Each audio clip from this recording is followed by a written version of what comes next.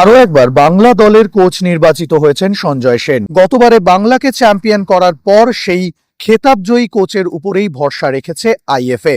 আজকে বাংলা দলের ট্রায়াল ছিল, সেখানে উপস্থিত ছিলেন নবনিযুক্ত কোচ সঞ্জয় সেন।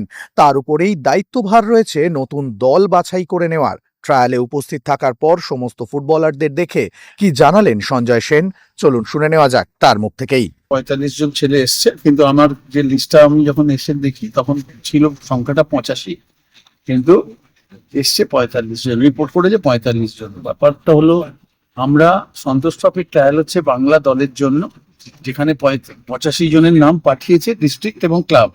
সেইখান থেকে ছেলেরা এসছে অলমোস্ট 50%।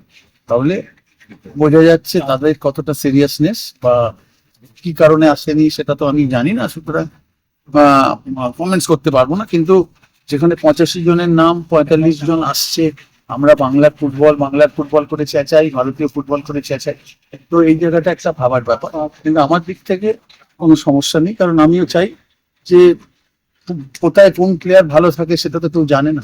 এখান থেকেই যদি একজন দুজন ভালো প্লেয়ার পাওয়া যায়, সেটাও তো বাংলার পক্ষে ভালো। এটা একটা দিন সবে হয়েছে, 45 জন ছেলে এসছে। আমরা যতটুকু সম্ভব এক একটা দলকে 30 থেকে 35 মিনিট, কোনো ছেলেকে 45 মিনিট, কোনো ছেলেকে 50 মিনিট, 60 মিনিটও সময় দেওয়া হয়েছে তারা নিজেদেরকে প্রমাণ করার জন্য। দেখা যাক, আরো দুদিন তাদেরকে দেওয়া যাবে। এবং তারপরে তো আরো যাদেরকে স্পটাররা সিলেক্ট করেছে, এক এক করে যখন আসবে সেটা আরো সিলেকশন প্রসিডিউর চলবে কয়েকটা দিন। বেশি ভিড় হয়ে গেলে সবাইকে সময় দেওয়া যাবে না, যারা বসে থাকবে তাদের পক্ষেও একটা হতাশাজনক যে আমাদের খেলাচ্ছে না, এইগুলো মনের মধ্যে আসে স্বাভাবিকভাবে। এনিওয়ে, ঠিক আছে, দেখা যাবে। এখন চলবে, এখন মোটামুটি 30 তারিখ থেকে আরো মানে প্রিমিয়ার ডিভিশনের যারা খেলোয়াড়েরা আসবে, এবং সিলেকশন করতে গেলে তো আরো মোটামুটি 4 দিন 5 দিন 6 দিন লাগবে। আরো দেখা যাক, সেটা সংখ্যাটার উপর নির্ভর করবে।